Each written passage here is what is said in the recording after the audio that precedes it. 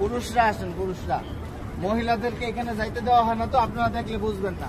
একটু আপনারা সাইডে থাকেন।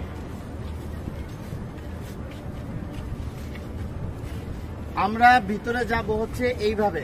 আমাদের বাম দিকে থাকবে রওজা। রওজা থাকবে কি বাম দিকে। ভিতরে কথা বলার কোনো সুযোগ নাই, বেশি সময় দাঁড়ায় থাকারও সুযোগ নাই। প্রথম দুইটা ছিদ্র থাকবে, যে দুইটা ছিদ্রের ভিতরে কোনো কিছু নাই।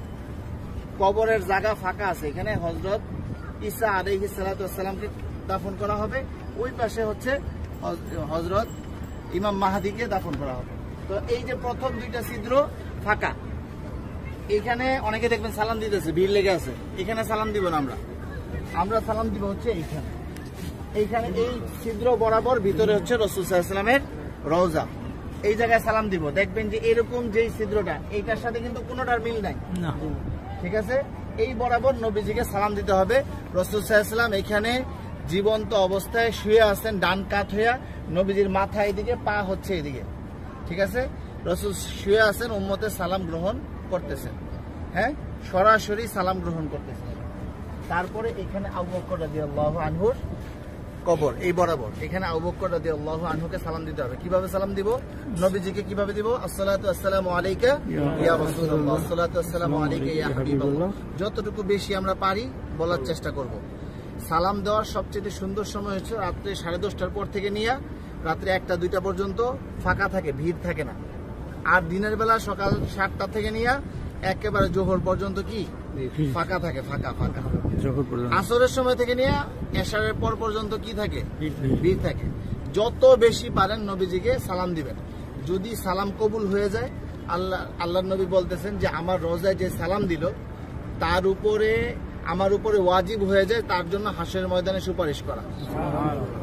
আমার সালামটা যদি গ্রহণ করেন নবীজি, তাহলে আমাদের এইটা নাজাতের উসিলা হয়ে যেতে পারে। যাই হোক, বলতেছিলাম এই বরাবর আবু বকর রাদিয়াল্লাহু আনহু, আবু বকর রাদিয়াল্লাহু আনহু মাথা এদিকে, পা এদিকে। নবীজির মাথা এখানে, রাসূলের পা এই পর্যন্ত আসছে। রাসূলের শরীরের ওই পাশে হচ্ছে কি আবু বকর রাদিয়াল্লাহু তাআলা। আবু বকর রাদিয়াল্লাহু তাআলা ঘাড় বরাবর হচ্ছে হযরত ওমর রাদিয়াল্লাহু তাআলা, উনি আরো ওই পাশে, ঠিক আছে? নবীজি এখান থেকে এইভাবে শোয়া, রাসূলের পরে হচ্ছে আবু বকর রাদিয়াল্লাহু তাআলা শোয়া, তারপরে হচ্ছে হযরত ওমর রাদিয়াল্লাহু তাআলা। এইখানে হযরত ওমর রাদিয়াল্লাহু তাআলাকে সালাম দিতে হবে। তো এইখানে নবীজিকে সালাম দিব আমরা। আর রাসূলকে অনেক মানুষ আমাদেরকে বলছে না সালাম দেওয়ার জন্য, তো আমরা নিয়ত করব যে আমাদেরকে যত মানুষ সালাম দিতে বলছে তাদের সকলের পক্ষ থেকে সালাম, আসসালাতু আসসালামু আলাইকা ইয়া রাসূলুল্লাহ, ঠিক আছে? তারপর আবু বকর রাদিয়াল্লাহু তাআলাকে সালাম দিব, হযরত ওমর রাদিয়াল্লাহু তাআলাকে সালাম দিব। তারপরে এখানে কোনো কিছু নাই, ফাঁকা আছে কবরের জায়গা ভিতরে। আমরা এই দিক দিয়ে বের হয়ে যাব। এটা হচ্ছে পুরুষদের যে কোনো সময় খোলা আছে সালাম দেওয়া। আর মহিলাদেরকে ঠিক রওজার পিছন দিক দিয়ে দিবে সালাম দেওয়ার জন্য একদিন। কথা বুঝতে পারছেন? একদিন সুযোগ আসবে রিয়াজুল জান্নাহ নামাজ পড়ার জন্য, এবং সালাম দিবেন রওজার পিছন দিক থেকে। আর মহিলারা বাহির দিয়া প্রতিদিনই সালাম দিবেন আপনারা বাহির থেকে। হ্যাঁ, এই পাশে আসেন।